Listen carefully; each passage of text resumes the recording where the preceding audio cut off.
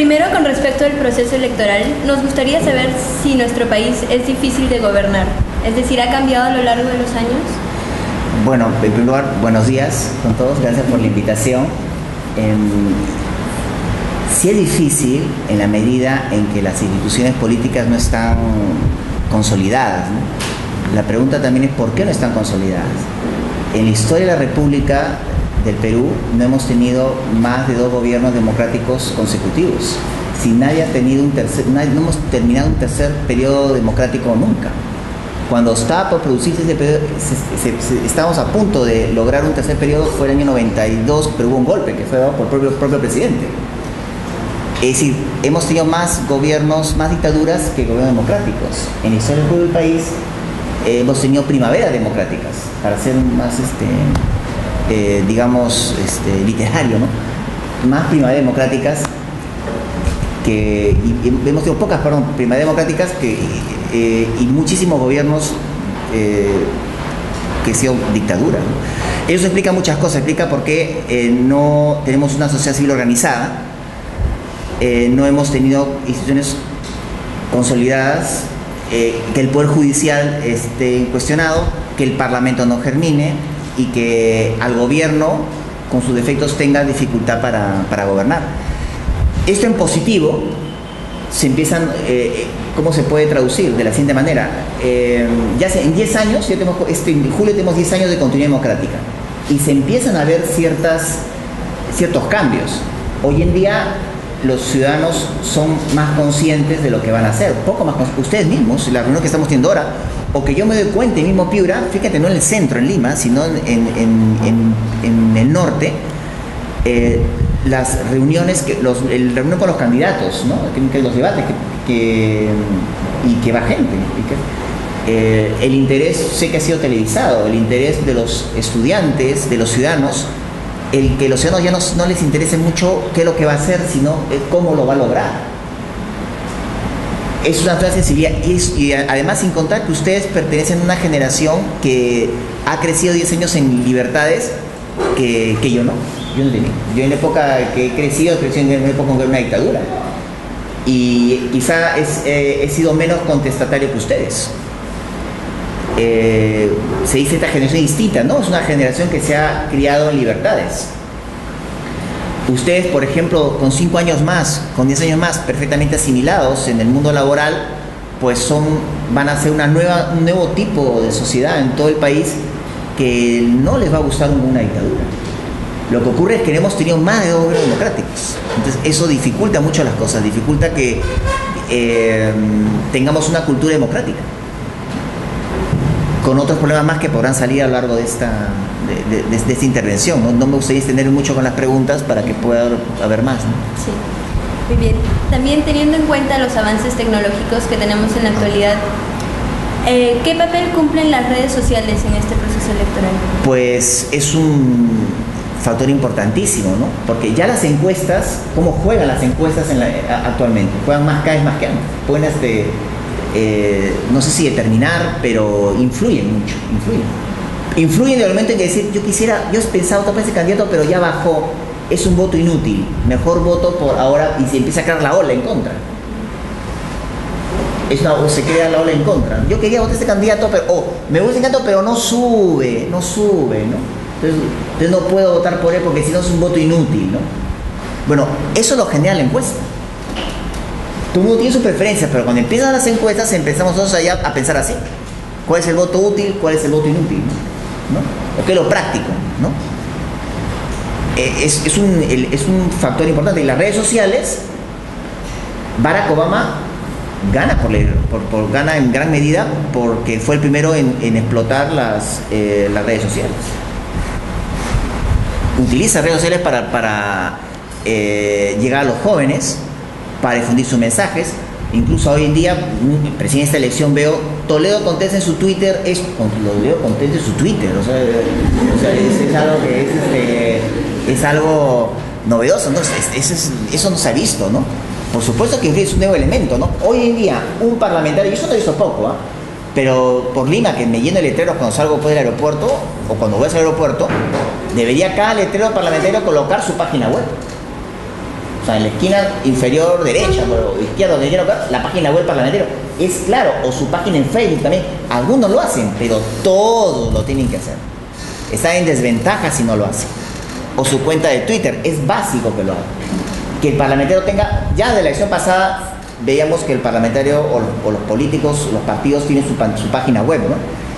Lo triste está en que luego se actualiza cuando ya acaba la elección, ¿no? O sea, mentalidad democrática es que el final de una elección es el comienzo de la siguiente. Aquí todavía no ocurre eso. El final de elección es el final de elección hasta los próximos 5 años en que se vuelve a activar esa página web. Tiene que estar permanentemente actualizada. Pero ya existe. Hoy en día estamos, por ejemplo, los blogs, que es increíble, porque antes de hablar página web hay que tener un técnico que te ayude, ¿no? Hoy un blog lo puede tener cualquier persona, puede tener un blog y ir actualizando sus noticias, ¿no? Por supuesto que las redes sociales son un factor hasta democrático, por decirlo así, ¿no? Y es una tecnología abaratada, que es cada vez de mayor acceso, ¿no?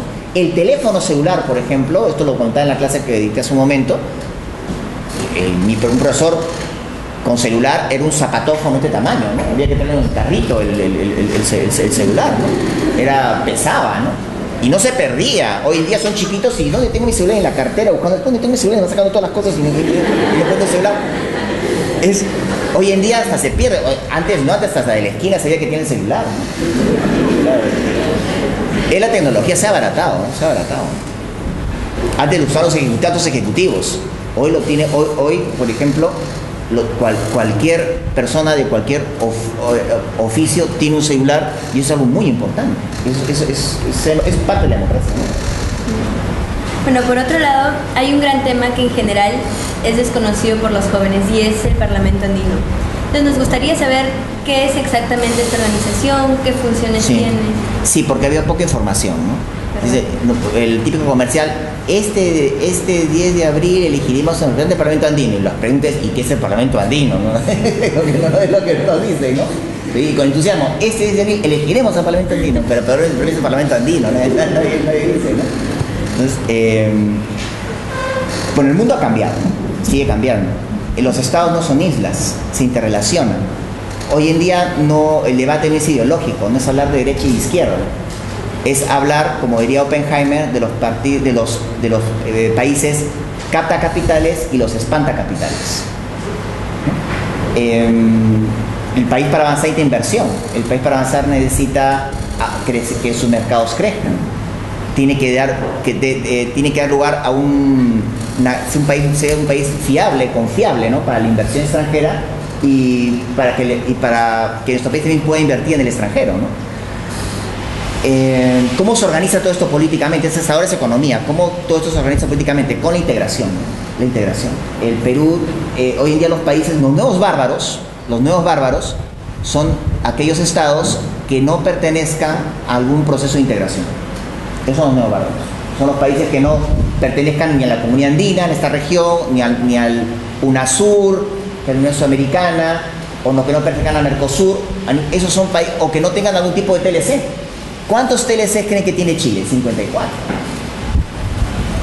Claro, nosotros estamos camino también a tener muchos TLCs, porque hemos logrado saltar una barrera muy alta, que es el TLC con Estados Unidos. Con ese formato, al aprobar el TLC con Estados Unidos, tenemos el TLC con Canadá, ahora estamos con la China. Lo podemos lograr, se va multiplicando, ¿no?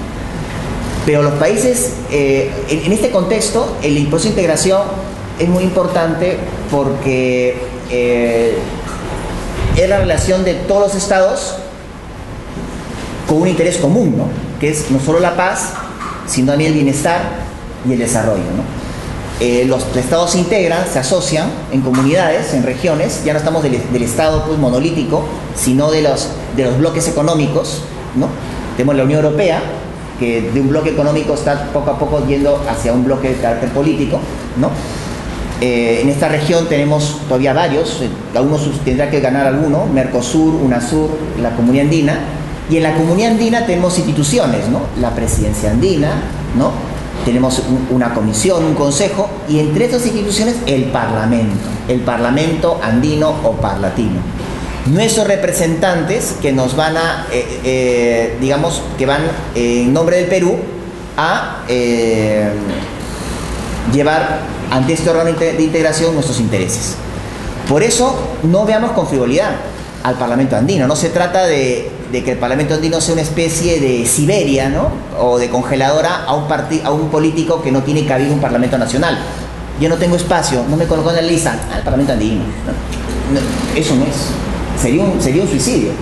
Se tiene que enviar a la mejor gente, a un parlamentario con reconocimiento no solo nacional, sino internacional. Se tiene que enviar a un parlamentario que tenga gran capacidad de relación, que lo conozcan, que pueda hablar. Ah, pero ¿quién? ¿Al presidente del Fondo Monetario Internacional? Ah, pues se lo conozco yo. No se trata de que se suya así con él, no se trata de decir eso, pues yo lo conozco, yo voy. O sea, esa capacidad de relación tenemos que tener. Esa capacidad de políticos que puedan llevar los intereses del país en el orden supranacional, ¿no?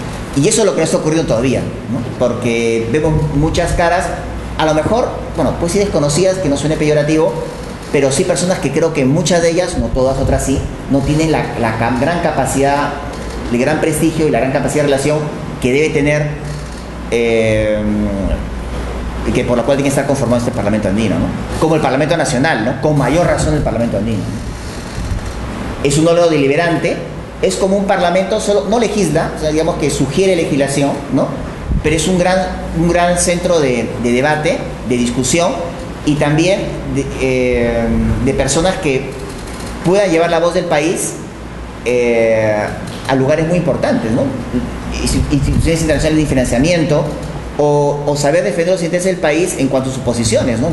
En temas de votación, temas, por ejemplo, como en Europa. En Europa se repartieron las cuotas lácteas. Los agricultores tienen cuotas lácteas para producir la leche. No puede producir lo que a España no puede producir la leche que le dé, con perdón, la real gana. Tiene que producir la cantidad de leche que les permitía a España. ¿Cómo se negocia eso en el Parlamento andino? Bueno, el Parlamento Europeo. Aquí algo tendrá que ocurrir similar con el Parlamento andino. ¿Me dejo entender? Entonces, ¿qué tan importante es que esa persona sepa negociar y velar por los intereses del país? No es enviar a un político a la congeladora, es enviar a un político a una misión muy importante, ¿no? Conducir al país a un proceso de integración, porque repito lo que como comencé, ¿no? Los nuevos bárbaros son aquellos países que no pertenecen a ningún sistema de integración regional. Muchas gracias. Existe también un tema que para muchos de los jóvenes constituye una cuestión un poco vergonzosa, porque es una institución que tiene muy poca credibilidad en la actualidad. Estamos hablando del Congreso. Entonces, nos gustaría saber si realmente, a pesar de las noticias que vemos, podríamos afirmar que nuestro Congreso trabaja con eficacia. Para contestarla me baso en la respuesta de las dos preguntas anteriores, ¿no? Primero, la continuidad democrática todavía 10 años es muy poco. El parlamentario, en principio, yo siento que existen malos parlamentarios, pero también los ha habido buenos, o no tan malos, o no tan malos. El parlamentario tiene que aprender a ser parlamentario, ¿no? 10 años no es suficiente. Pregúntese qué parlamentario tiene su estado de investigación personal. ¿Qué parlamentario no se cuelga en la prensa ante una denuncia? Sino que además de eso, tiene su propio equipo de investigación. El asesor parlamentario no es el que le lleva, o sea, no sé, el maletín, o el que, no sé, le abre la puerta del carro. Esa es la visión, eso no es el asesor parlamentario, es un staff de investigación fijo, ¿no? Que asesore y que pueda seguir las pistas. Es decir, bueno, por ser parlamentario he pedido a este ministerio que envíe el presupuesto, ¿no? Sobre esta obra pública, me lo envía, bueno, que me lo estudie. Y enviar y ver si se está, y que investigue si está aplicado el presupuesto debidamente. De eso se trata, ¿no? Y luego, de ahí, pues, como perro sabueso, ir detrás de ese ministro y exigirle que mire bien que esta obra pública no va a tener el plazo previsto como estaba indicado, ¿no? O que no se está ejecutando conforme al presupuesto, o que se excedió el presupuesto. Eso tiene que lograrse hacer, ¿no? Yo sí soy de la visión que no todos los parlamentarios han sido malos, en realidad. Lo que ocurre es que sí se han resaltado determinado tipo de parlamentario que ha llegado por cierta frivolidad del electorado, ¿no? Los hemos puesto nosotros, ¿eh? No han sido elegidos, no han aparecido por ahí, no han llegado por aviso público ni por presentar su currículum, los hemos elegido nosotros. Pero noto una sensibilidad de ser más conscientes de a quién elegimos, ¿eh? Eso lo tiene que dar No comparemos una democracia de 200 años con una de 10 años. El parlamentario tiene que aprender a ser parlamentario. El presidente tiene que aprender a ser presidente. Eso se da con el tiempo. Repito, la continuidad democrática es vital. Si logramos un tercer periodo invicto, un cuarto, un quinto, y empezamos a reconocer los logros progresivos, lentos pero progresivos, realmente vamos a ser los frutos de la continuidad democrática, ¿no? Pero si existen interrupciones en este proceso, va a haber un problema. La gran riqueza son ustedes, son los jóvenes ahora que han crecido 10 años en libertades, que no se trunque, ¿no? Porque esa es ustedes, ahora mismo esa sensibilidad que están por las preguntas, o esa sensibilidad de estar aquí ahora, es una preocupación que antes no existía, o sea, era muy frívolo, ¿no? Todo era muy frívolo. No, y podría preguntarle, ¿cuáles son exactamente las funciones de un congresista? Bueno, básicamente son tres. La primera de ellas, que descansa en las tres, son la representación, ¿no? Segunda, legislar, y luego fiscalizar, es el control político, ¿no? Son las tres funciones.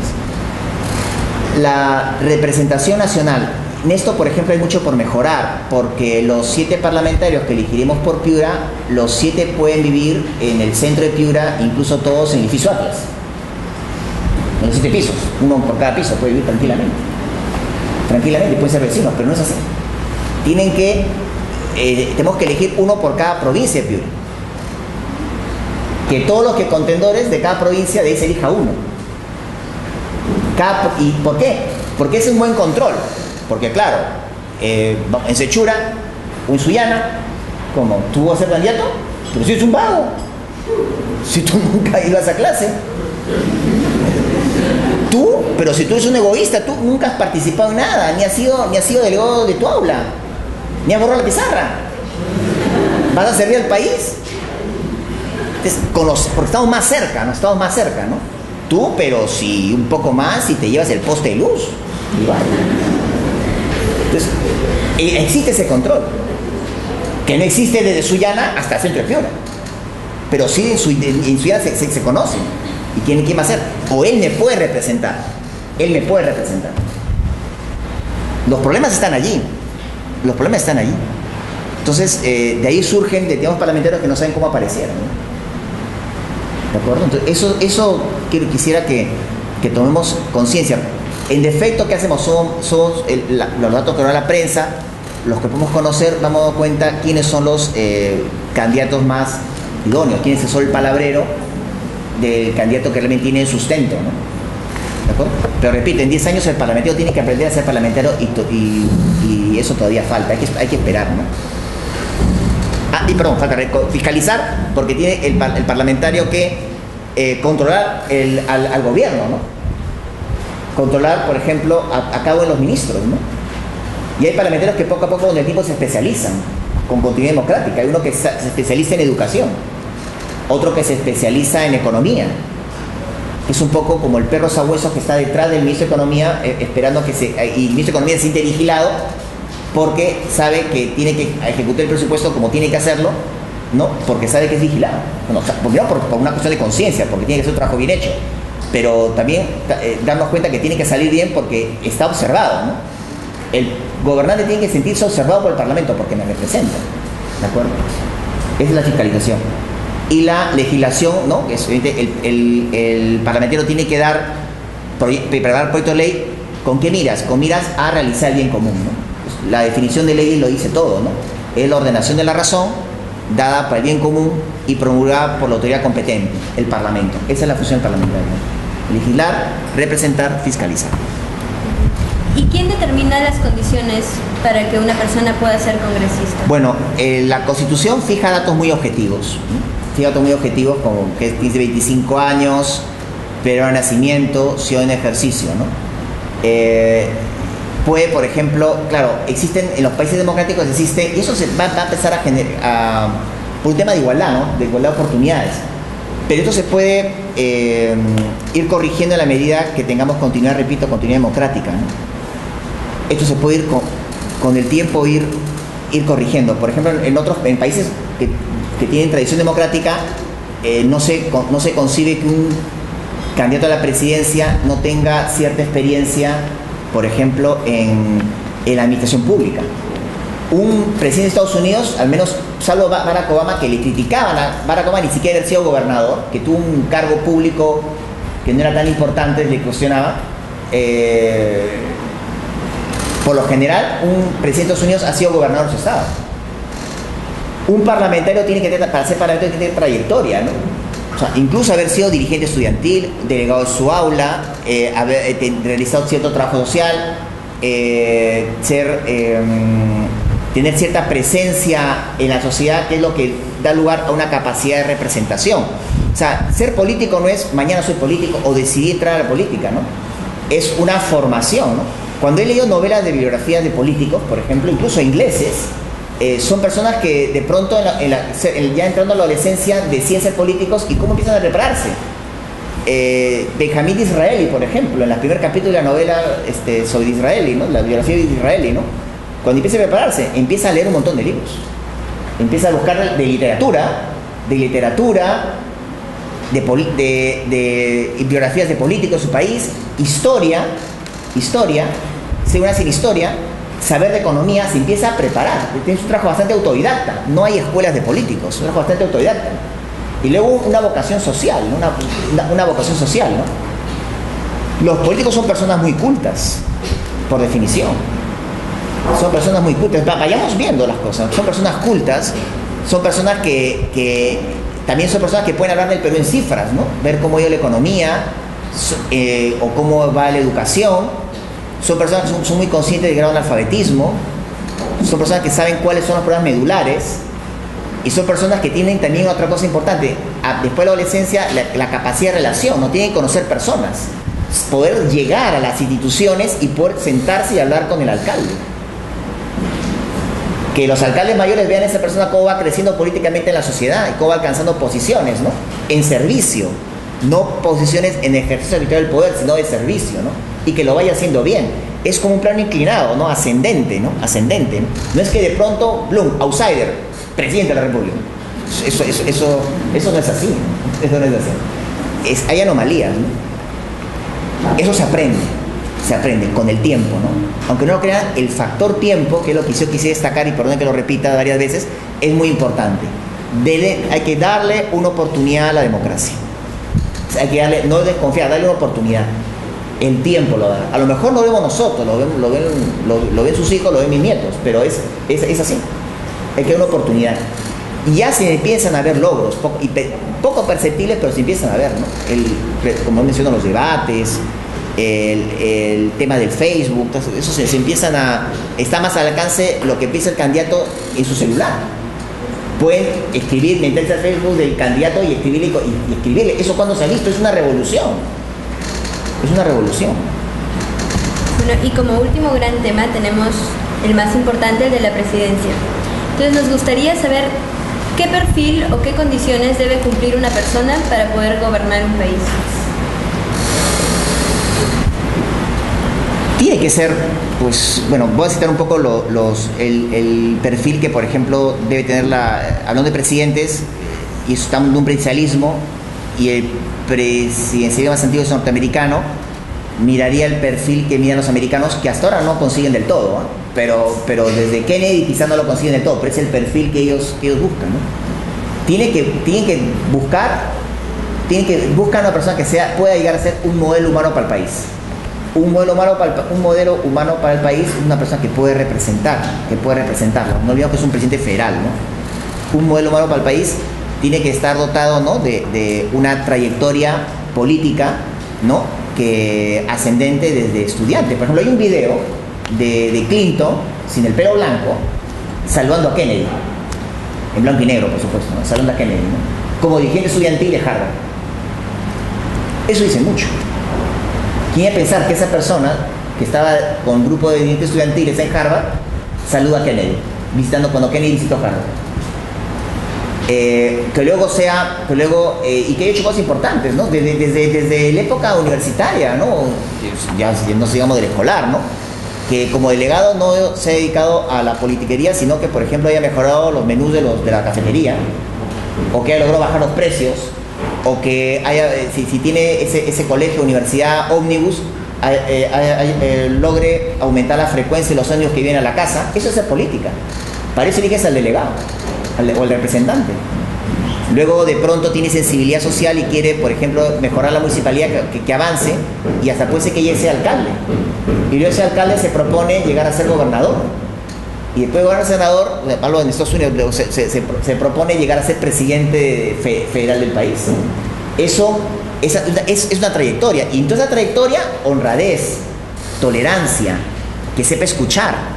Por ejemplo, Lincoln, que es el presidente más, después, en conjunto con Washington, lo más emblemático de Estados Unidos, Lincoln durante la Guerra de Secesión estaba a punto de despedir a Grant.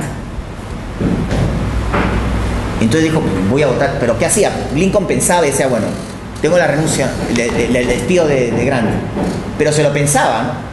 Y entonces lo metía en el cajón y lo pensaba hasta el día siguiente. Y luego se dio cuenta de que iba a cometer un disparate y no lo hace. Y por Grant gana la guerra, ¿no? Entonces, es decir, esa prudencia, ¿no? Que sea prudente, ¿no? Que Libia, ya 4 bombas nucleares se acaba el problema, hombre. Eso no es así, o sea, tiene que ser todo de prudencia, ¿no? Tiene que ser todo de prudencia, ¿no? En cualquier decisión, ¿no? Miren, por ejemplo, en el ajedrez, ¿no? El ajedrez, por ejemplo, el rey es aparentemente uno ve el ajedrez y uno dice, este no sirve para nada, este da un pasito para adelante, al costado, este no sirve para nada, ¿no? No sirve para nada, ¿qué hace? Porque la reina, el alfil, pues, tiene un movimiento, el caballo, ¿no? Hasta el caballo hace más que el rey. Pero no, ese paso del rey en el ajedrez es muy interesante, porque es un movimiento prudente. Lo que diga, lo que haga el rey, tiene que ser prudente, y eso se expresa en el juego con un solo movimiento. No es la distancia del movimiento, ¿no? Es la reflexión, ¿no? No es la distancia que da el movimiento, ¿no? Es la prudencia, la distancia del movimiento. Entonces eso se expresa en ese aparente limitado, no es prudente el movimiento del rey, ¿no? Una palabra que diga un presidente, una frase, puede generar varios titulares, puede tener estabilidad, hasta la bolsa puede caer. Tiene que tener inteligencia emocional, no solo académica, sino emocional. Entonces, es decir, es un perfil que se puede objetivamente demostrar en la medida que qué cosa ha hecho y cómo lo ha hecho, ¿no? Muy práctico. ¿Qué ha hecho y cómo lo ha hecho? ¿Qué cargos ha tenido? ¿Cómo los ha ejercido, no? Por sus actos los conocerán, ¿no? ¿Qué cargos ha tenido ha tenido y cómo los ha ejercido, ¿no? Esa es la trayectoria política, ¿no? Estamos en un mundo ahora de outsiders, ¿no? Un mundo de outsiders, ¿no? ¿Quién es no outsider en esta campaña? Pocos. Ya no es uno, son varios, ¿no? Se lo dejo ahí, ¿no? Bueno, continuando con el tema de la política norteamericana, ¿por qué existe la diferencia de que en países como Estados Unidos existan 2 candidatos o 3 y en nuestro país haya tanta cantidad? Porque es una tradición como la inglesa de 2 partidos, ¿no? Los americanos son muy prácticos, los anglosajones son muy prácticos, y son partidos que en realidad no es que se diferencien mucho, ¿no? No hay mucha, es una diferencia muy, digamos, mínima la que puede existir entre uno y otro partido, ¿no? Inglaterra también son países que tienen que les gusta el bipartidismo, ¿no? Hay otros partidos menores, incluso hasta un partido pues comunista existía antes, pequeñito, que no lo conocía nadie, ¿no? pero son parlamentos de dos grandes partidos. Esto es por tradición, esto le viene por tradición, ¿no? Luego son sociedades, dentro de todo, bastante, pese a ser un país de inmigrantes, son sociedades bastante homogéneas, y luego también gozan de un gran acuerdo fundamental, ¿no?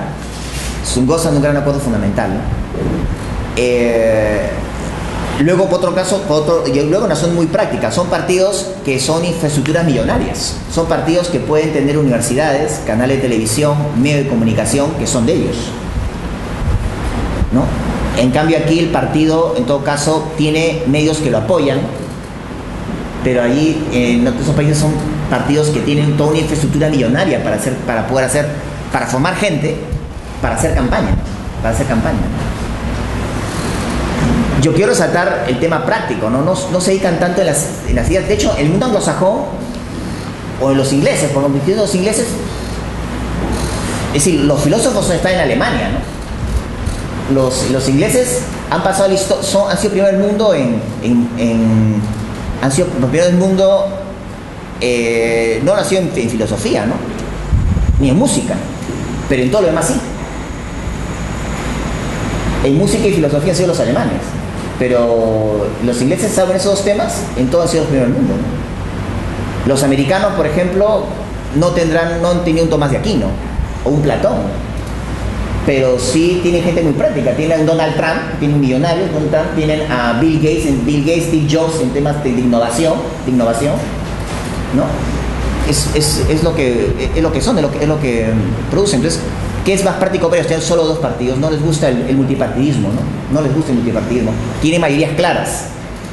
Que un presidente en un parlamentarismo inglés sea sostenido por una mayoría clara, ¿no? Que un presidente americano tenga una mayoría clara en el parlamento, o que la pierda, o que la pierda a mitad de mandato, porque hay elecciones parlamentarias en mitad de mandato también, ¿no? Bien, y por último, considerando la cantidad de candidatos que hay y por tanto de propuestas, ¿qué es exactamente lo que deberíamos analizar en cada una de estas propuestas? El cómo y no el qué. En el que estamos de acuerdo todos, que no haya pobreza, que no haya hambre, que existan colegios en todo lugar, que no haya delincuencia, que exista por tanto más seguridad. En eso están de acuerdo todos, es el común denominador. El cómo lo vas a lograr. Cuando se ofrece mucho, vamos a ver, lo que hay que hacer ya se sabe que hay que hacer. El tema está en que no se sabe cómo hacerlo. Y si se necesita dinero, ¿de dónde sacar el dinero para hacerlo? ¿De acuerdo? ¿Cómo sostenemos esta política, ¿no? En el tiempo, ¿no? El cómo, ¿no? Arquímedes dijo, yo siempre lo repito, Arquímedes dijo lo siguiente: dame un punto de apoyo y moveré el mundo. Necesito un punto de apoyo y moveré el mundo, ¿no es cierto? No fue una clase física, fue una clase política. O no solo fue una clase física, fue una clase política. ¿Cuál es la palanca? ¿Qué es lo que tengo que hacer para generar todo un cambio, ¿no? Todo un cambio. El político sabe qué tecla tocar. Es el cómo lograrlo, ¿no? El qué, todo el mundo sabe cuál es el qué. La diferencia está en el cómo, ¿no? Y yo noto como algo positivo que los ciudadanos empiezan a preguntarse cómo lo vas a hacer. Aquel que promete mucho, ofrece mucho, no se está llamando, es decir, comer es bueno para todo el mundo. A lo mejor no hay presupuesto para hacerlo, hay que buscar cómo lograrlo, ¿no? Si no, yo lo hubiese hecho otro candidato para ganar en la siguiente elección otra vez. Que su partido gane, yo lo hubiesen hecho. No he hecho porque no han sabido lograrlo, ¿no? No han sabido encontrar el cómo, ¿no?